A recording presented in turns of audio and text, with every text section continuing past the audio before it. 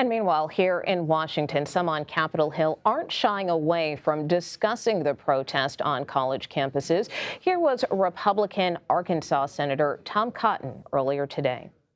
None of these little Gaza should have been allowed to remain. They are disgusting cesspools of anti-Semitic hate full of pro-Hamas sympathizers, fanatics, and freaks that have been assaulting Jewish students around the country, that have been blocking their paths going to classroom.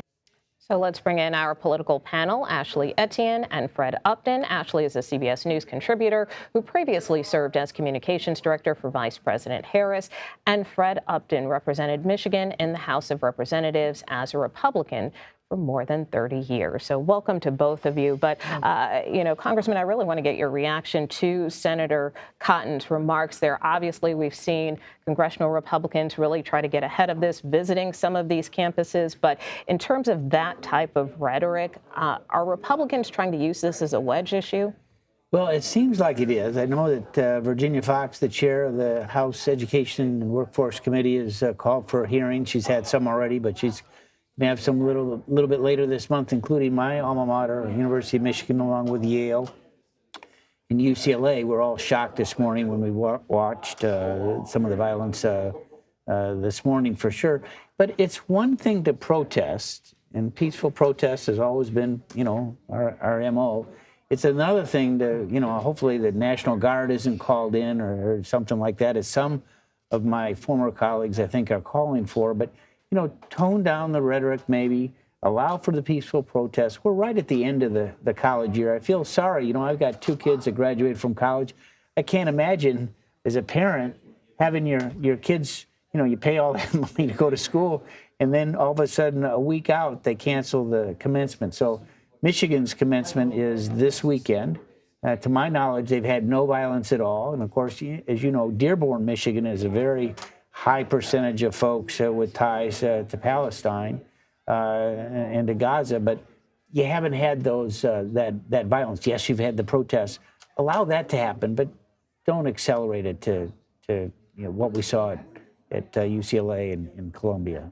And Ashley, to that point, we heard from President Biden today again, kind of denounce the violence in these protests, but also trying to be supportive of the right to free speech.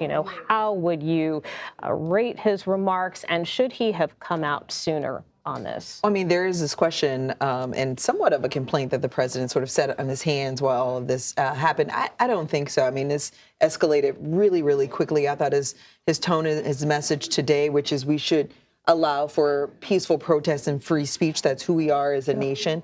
But here's three things I know that the folks in that room and the president know very well. One is that foreign policy does not swing a national election.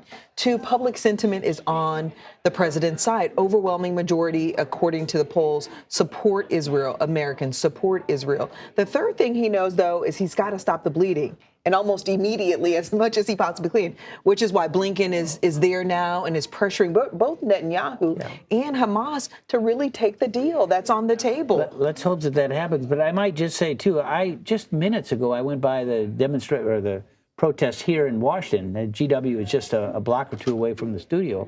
I saw the tent city. It looked pretty peaceful. Yeah, yes, the officers are there.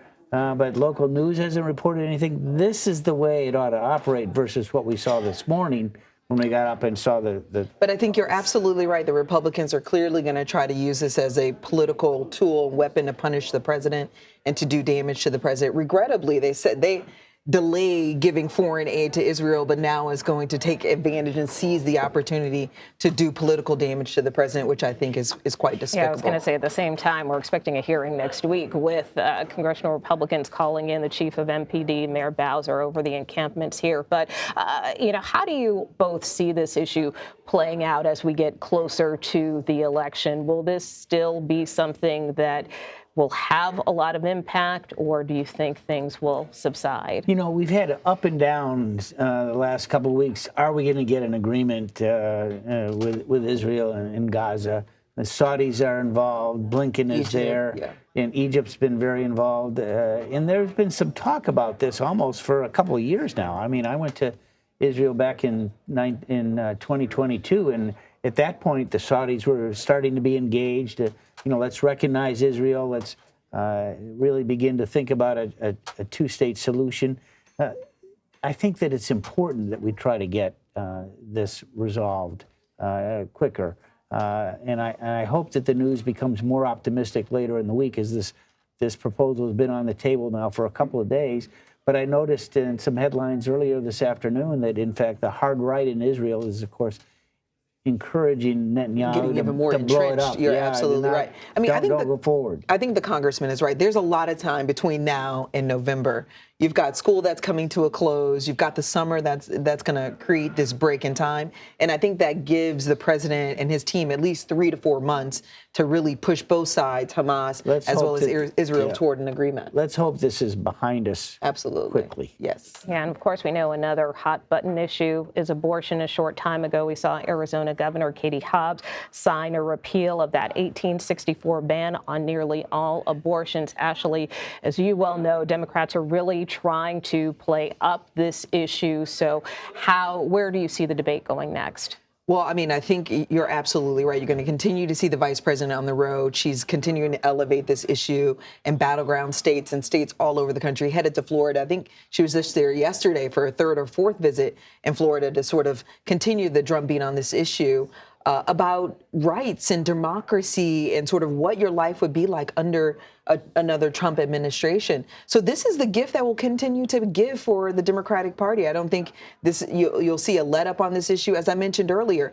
foreign policy issues don't swing a national election, but domestic issues will. And we've seen that this one has been incredibly potent in developing a comprehensive sort of broad coalition, moderate to very liberal voters together coalescing around this issue in support of Democrats. So I think it's going to continue to be a winner going into November. And we've seen time after time in the last, in recent times now, elections in Kansas, Ohio, Michigan back in 2020.